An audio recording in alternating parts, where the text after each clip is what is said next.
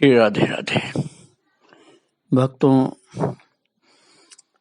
महान संत श्री चरणदास जी के शिष्य गुरु छौना थे और उनके शिष्य थे श्री अखैराम जी, गोसाई श्री अखैराम जी।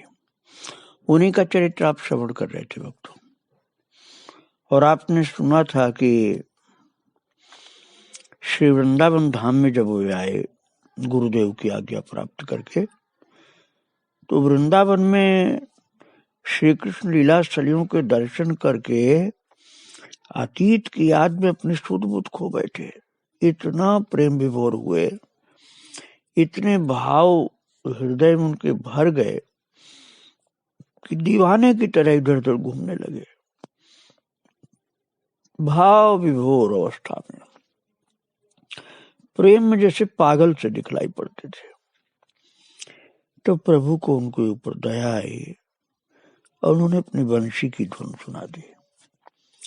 तो कन्हैया की बंशी की धुन जब सुनाई पड़ी है अखैराम जी को, बस वो ध्वनि तो दिव्य थी न भक्तों। वो दिव्य ध्वनि प्रवेश कर गई कान के माध्यम से हृदय में और वो मूर्छित होकर गिर पड़े। और श्री वृंदावन धाम की पवित्र भूमि पर 3 दिन तक बेहोश पड़े रहे। एक तो उनके हृदय की पात्रता, दूसरे भूमि की दिव्यता, और तीसरे कन्हैया की प्यार भरी हुई कृपा जो बंशी के रूप में आई थी कान में, वो उनको 3 दिन तक बेहोश रखी। और फिर जब होश में आए तो भगवान ने कितना अपार अनुग्रह किया उनके ऊपर कि श्री राधा कृष्ण युगल ने प्रत्यक्ष दर्शन दिया। ठाकुर जी नहीं सहन करने की शक्ति जी, नहीं तो फिर बेहोश हो जाते, किंतु दर्शन भरपूर प्राप्त किया उन्होंने अपने नयन भर के, और फिर उसका वर्णन भी किया।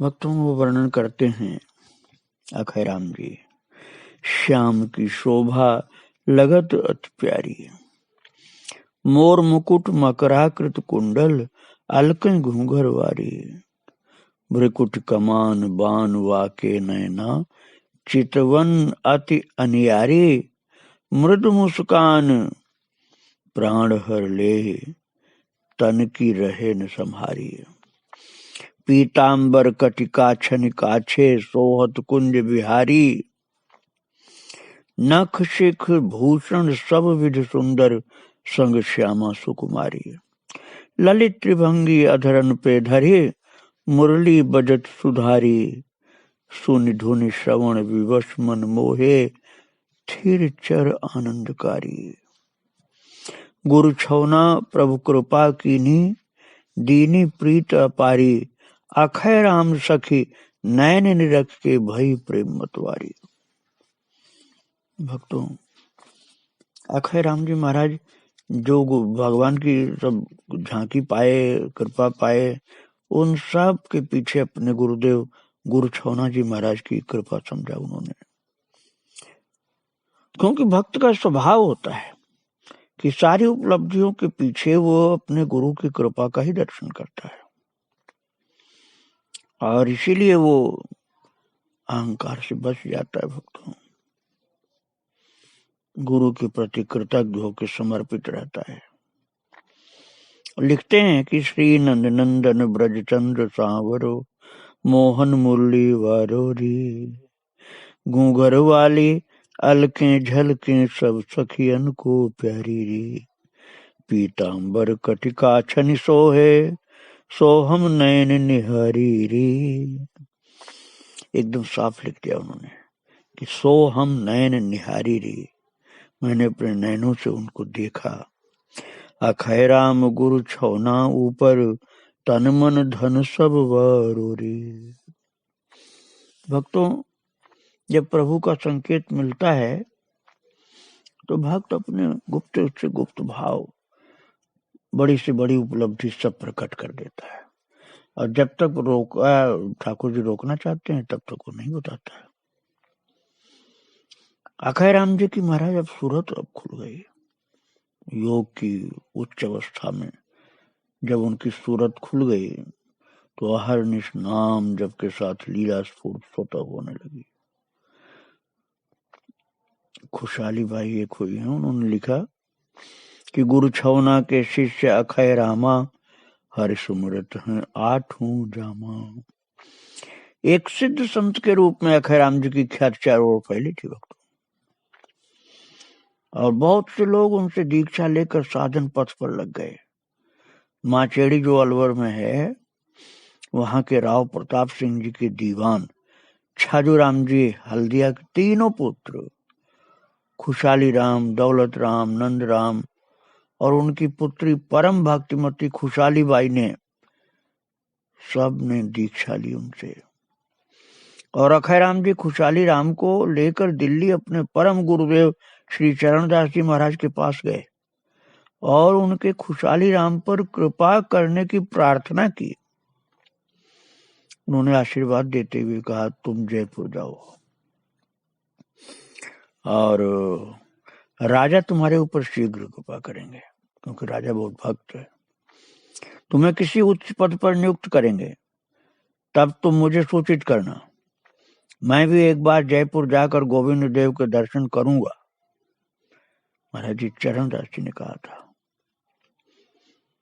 लीला सागर में वर्णन किया गया है, आज्ञा यही जो जयपुर जाओ, वहां गए होई है मन भाओ।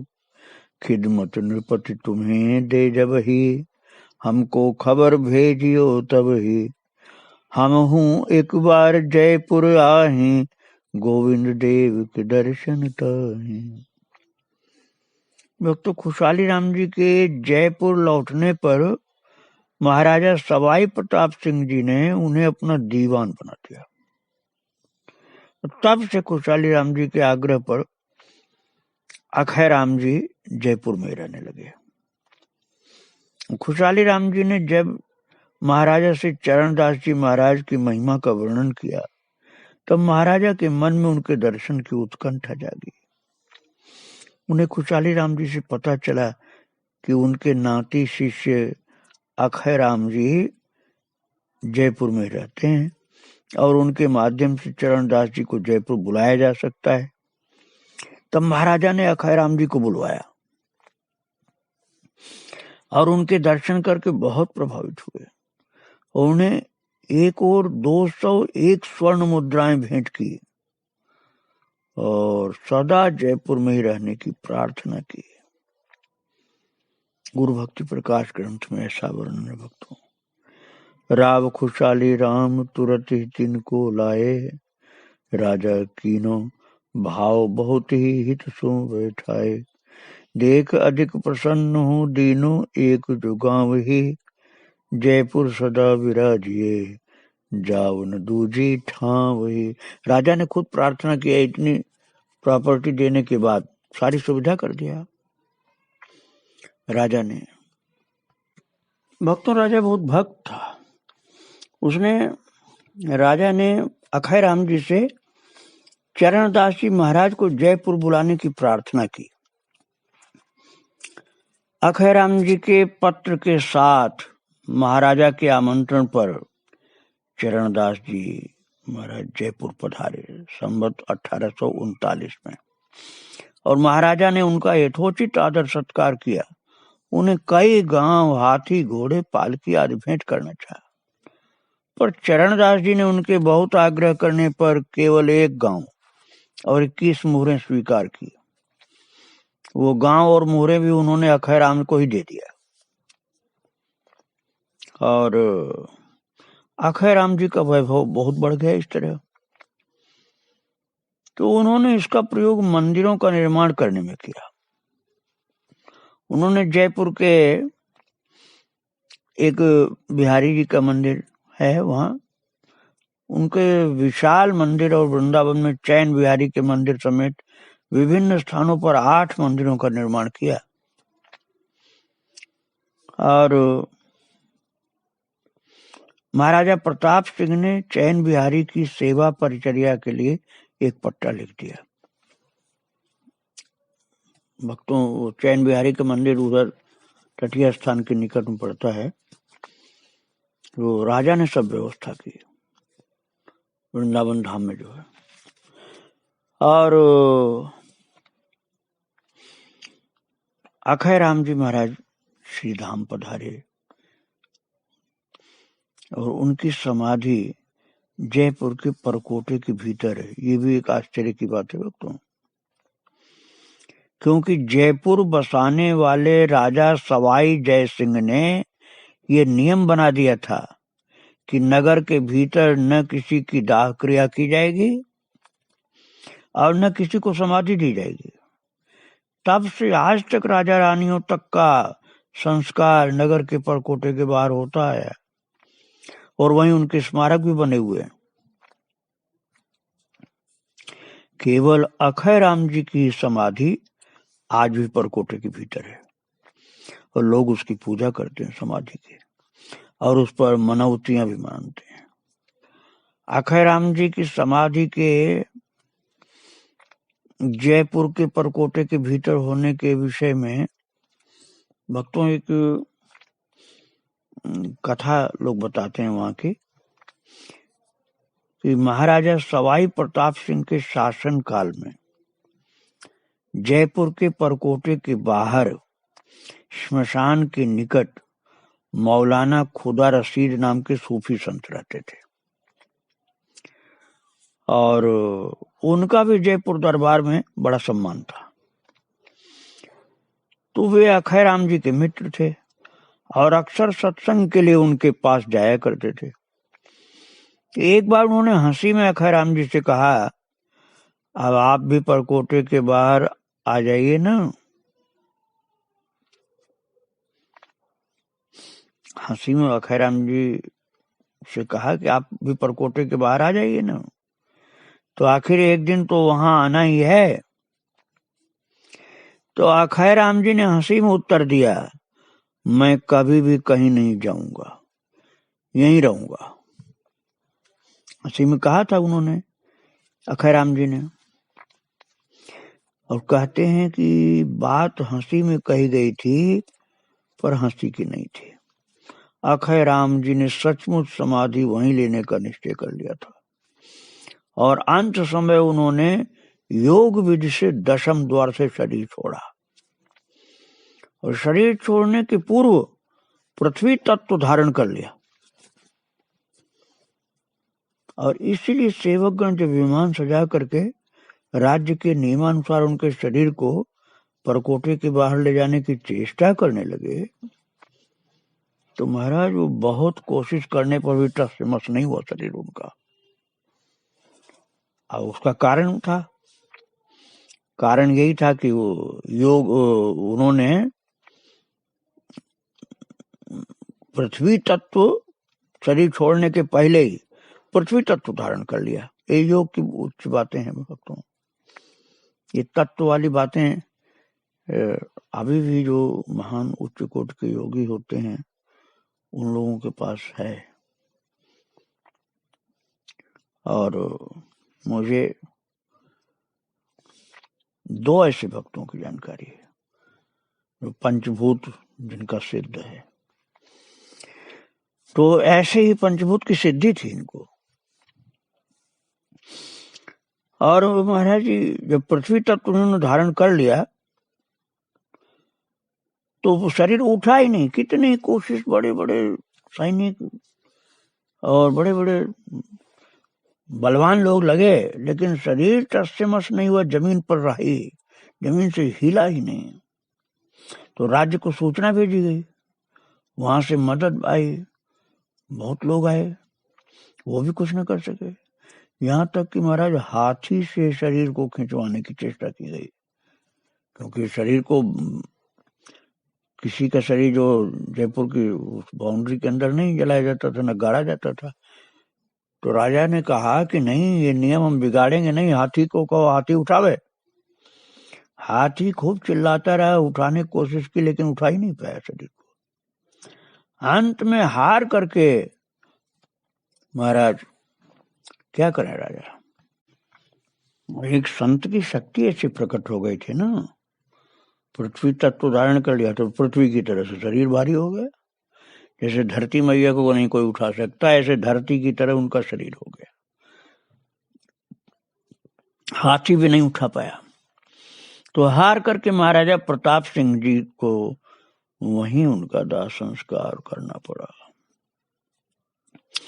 और राज्य का नियम, राजा का नियम सब फेल हो गया,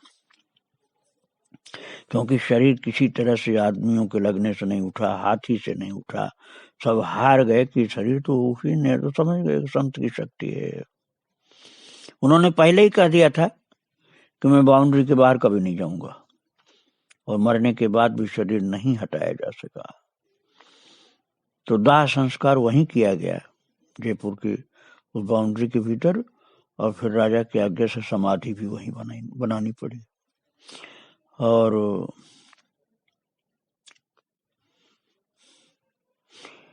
कुछ लोगों का ऐसा मत है कि अखैराम जी ने अपना स्थान छोड़ कर कहीं न जाने की जो बात कही थी वो हंसी की ही थी, पर वास्तविकता ये है कि उन्होंने अपने से वहां जमकर बैठ जाने की कोई चेष्टा नहीं की। फिर कैसे हुआ है? उसका रहस्य भक्तों भक्ति का है। वो रहस्य ये है कि भक्त वत्सल भगवान ने अपने स्वभाव के अनुसार अपने भक्त की हंसी में कही गई बात को भी सत्य करके दिखा दिया। और ठाकुर जी चाहे तो तिनका कोई नहीं उठा सकता, एक तिनका छोटा सा हो उसको बहुत बड़ा से बड़ा बलवान नहीं उठा सकता है। उपनिषदीय कथा में मिलता है ऐसा। तो ऐसे ही जो भक्त अखैराम जी ने कह दिया था कि मैं बाउंड्री के बाहर नहीं जाऊंगा कभी, तो मरने के बाद भगवान ने ऐसी लीला कर दी, प्रभु ने, भक्त वत्सल है कृपा सिंधु, कि भक्त की बात को रखने के लिए शरीर को बिल्कुल धरती की तरह भारी कर दिया। तो लोग हार गए, इसलिए वहीं जलाना पड़ा और वहीं समाधि बनी उनकी। और अखैराम जी महाराज बहुमुखी प्रतिभा के धनी थे। संस्कृत, राजस्थानी, पंजाबी, फारसी, ब्रजभाषा, खड़ी बोली, इन सब के अच्छे विद्वान थे। और उनके ग्रंथ अक्षय सागर और ज्ञान समूह आज कई महत्वपूर्ण ग्रंथ हैं।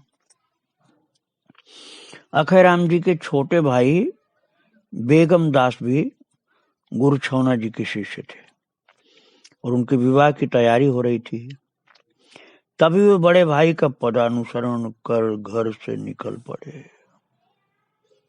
विवाह की तैयारियां चल रही थी, लेकिन उनको अपने भाई की याद आई कि मेरा भाई तो इस बंधन को स्वीकार नहीं किया था, पूर्ण वैराग्य धारण किया था, तो वो भी ऐसा ही किए। और गुरु छौना जी से ही दीक्षा उन्होंने भी ली, और उन्होंने अलवर जिले के जिंदोली ग्राम में सखी भाव से भजन किया था, वहीं उनकी समाधि है। बेगम सखी छाप के उनके पद भी मिलते हैं। अखैराम जी के शिष्य भी कई थे, जिनमें मोहनदास जी, चेतन दास जी, खुशहाली बाई जी, ये लोग प्रसिद्ध शिष्य हुए।